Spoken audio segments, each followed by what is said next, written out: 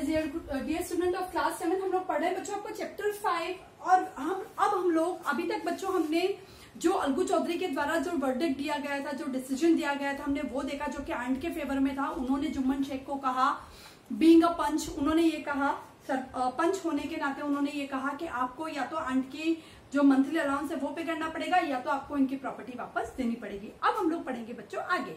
Few days later, कुछ दिनों के बाद, as bad luck would have it, Algu Chaudhary found himself in a tight spot. कुछ दिनों के बाद, जैसे कि बदकिस्मती ने साथ दिया हो, अलगू चौधरी जो था वो उन्होंने अपने आप को एक मुसीबत में पाया। टाइट स्पॉट का मतलब होता है बच्चों एक मुसीबत में पाना, एक ऐसी सिचुएशन में पाना कि जिससे बाहर निकलना मुश्किल हो। One of his nice pair of auxin died, उनकी एक बहुत खूबसूरत बैलों की जोड़ी थी जिसमें से एक बैल जो था वो मर गया। And he sold the other two Samjhu Sahu, और उन्होंने जो दूसरा बैल जो था वो समझू साहू को बेच दिया। A cart driver of the village, who was समझू साहू? समझू Sahu was a cart driver of the village. हमें दिख रहा है बच्चों समझू साहू यहाँ पे कार्ट ड्राइवर है। कार्ट होती है ना बच्चों बैलगाड़ी जिसको अपन कहते हैं, वो उसका ड्राइवर था, वो सामान लाने ले जाने का काम करता था। The condition was that Sahu would pay the amount of the ox in a period of a month. दोनों के बीच में ये कंडीशन थी कि समझू साहू जो है एक महीने के भीतर जो ऑक्स का जो बैल का जो पैसा है वो किसको दे देगा? अलगू चौधरी को पे कर देगा।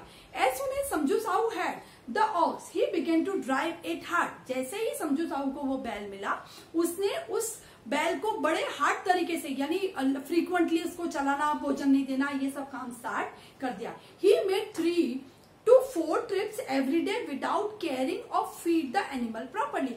उसने गांव से दूसरे गांव की या गांव से शहर की बहुत सारी ट्रिप, 3 से 4 ट्रिप लगाने लगा बच्चों। वो जैसे मान लो वो पहले एक बार जाता होगा कि इस गांव से दूसरे गांव, लेकिन अब वो उसके एक मजबूत अच्छा बैल मिला था तो उसने वो ट्रिप बढ़ा दी है ना, काम की उसके बैल के जो चक्कर थे वो बढ़ा दिए, और बैल का भोजन की भी चिंता नहीं करता था, उसको फीडिंग नहीं करवाता था, उसको प्रॉपर फूड नहीं देता था। It So happened that the ox died within a month. और ऐसा करते करते बच्चों जाहिर सी बात है, जानवर के ऊपर उसको भोजन नहीं देंगे, उससे जरूरत से ज्यादा काम करवाएंगे तो वो कमजोर पड़ेगा, और कमजोर पड़ते पड़ते यहाँ भी ये सिचुएशन हुई कि एक महीने के अंदर ये जो ऑक्स जो था, ये जो बैल था वो मर गया। After the death of a ox several month pass, बैल की मृत्यु होने के बाद कई महीने बीत गए। Algu remind Sahu of the bullocks amount he hadn't yet paid.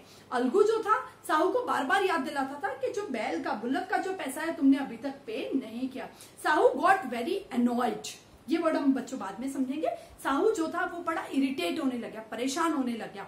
I can't pay you a Penney for the rich बीस यू सोल्ड मी। यहाँ पे साहू जो था, समझू साहू जो था वो बदल गया। उसने कहा मैं 1 रुपया भी नहीं दूंगा।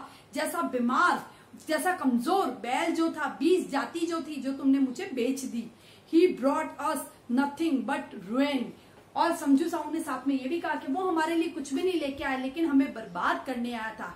आई have an ox, use it for a month and then return to me. I have an ox, use it for a month and then return to me. No money I will give for the dead ox, said Sahu angrily. और साहू ने साथ साथ में ये भी कहा कि मैं इस ऑक्स के लिए 1 रुपया भी तुम्हें पे नहीं करने वाला हूं। बड़ा क्रोधित होकर समझू साहू ने ये कहा। The villagers tried to pacify both the parties, गांव वाले जो थे दोनों को समझाने में लगे हुए थे, दोनों को समझा के इस मुद्दे को शांत करने में लगे हुए थे। बट दिस डिडंट वर्क, लेकिन इस युक्ति ने काम नहीं दिया। They asked for a panchayat to be called to settle the issue, और दोनों ही ने पंचायत की डिमांड की। दोनों ने कहा कि पंचायत को बुलाया जाए और इस मुद्दे को पंचायत में डिस्कस किया जाए, इस इश्यू को वहीं डिस्कस किया जाए। Algu decided to refer the case to panchayat. Algu चाहता था कि ये जो मुद्दा है ये पंचायत में जाए। For a second case in a few months preparation for holding the panchayat were made and the claimant started to meet with the people to seek their support. कुछ महीनों के बाद पंचायत लगने वाली थी और जो क्लेमेंट्स कौन होते हैं बच्चों? दावेदार। क्लेमेंट्स होते हैं दावेदार, यानी इधर अलगू चौधरी और समझू साहू दोनों ही लोगों से मिलने लगे ताकि लोग उनके फेवर में बात करें, लोग उनके सपोर्ट में बात करें, लोगों से इधर उधर मिलने लगे। The panchayat was held below the banyan tree. वापस वही किस्सा था बच्चों, पंचायत फिर बरगद के पेड़ के नीचे हुई। Algu stood up and said, Algu उठा और बोला, the voice of the panch is the voice of God. पंचों की जो आवाज है, पंचों की जो वाणी है वो भगवान की वाणी है। Let Sahu nominated the head panch. और अलगू ने मौका दिया समझू साहू को कि तुम जो पंचायत का जो मुखिया है उसे आप मनोनीत करो, नॉमिनेट करो। I will abide by his decision. और मैं वो जो निर्णय देंगे मैं उसे बाध्य रहूंगा, मैं उसे मानूंगा। Sahu gain the chance and propose the name of Jumman. Sahu को चांस मिला और साहू ने इस चांस को फटाफट ले लिया और जो अलगू चौधरी का क्या बन चुका था बच्चों? दुश्मन बन चुका था, जुम्मन शेख। समझू साहू ने जुम्मन शेख को पंच जो था वो नॉमिनेट कर दिया। अलगू टर्न्ड पेल। अलगू जो था वो थोड़ा सा भयभीत हुआ। क्यों भयभीत हुआ बच्चों? क्योंकि अब जुम्मन शेख जो था वो अलगू चौधरी का मित्र नहीं रहा था, उसका दुश्मन बन चुका था, वो उससे बदला भी लेना चाहता। To hear his name, the Jumman had been nominated the head panch. और इस तरीके से समझू साहू के द्वारा जुम्मन शेख जो था उसको पंच जो था मनोनीत कर दिया गया। आगे क्या हुआ बच्चों? समझू साहू ने क्या डिसीजन दिया ये हम पढ़ेंगे नेक्स्ट क्लिप में। इस क्लिप में बच्चों हमने कुछ वर्ड्स सीखे हैं, हम उनको पढ़ते हैं। एनॉयड, इरिटेटेड, एनॉयड हो जाना, परेशान हो जाना, इरिटेट हो जाना, परेशान हो जाना। प्रपोज्ड, अप्रूव्ड, प्रपोज करना है ना, मतलब किसी चीज को अप्रूव्ड करवाना। अप्रूव्ड करने का मतलब क्या होता है? किसी चीज को अग्री करवा लेना लोगों को, है ना। टर्न्ड पेल, टर्न्ड पेल यानी अफ्रेड ऑफ होता है बच्चों। चेहरा फीका पड़ जाना, पेल फेस, पेल फेस का मतलब मुरझाया हुआ चेहरा, फीका पड़ा हुआ चेहरा।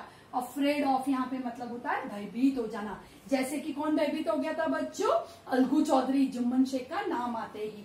Now the question, who was nominated sarpanch by the Sahu? By Sahu, Sahu के द्वारा किसको सरपंच नियुक्त किया गया था?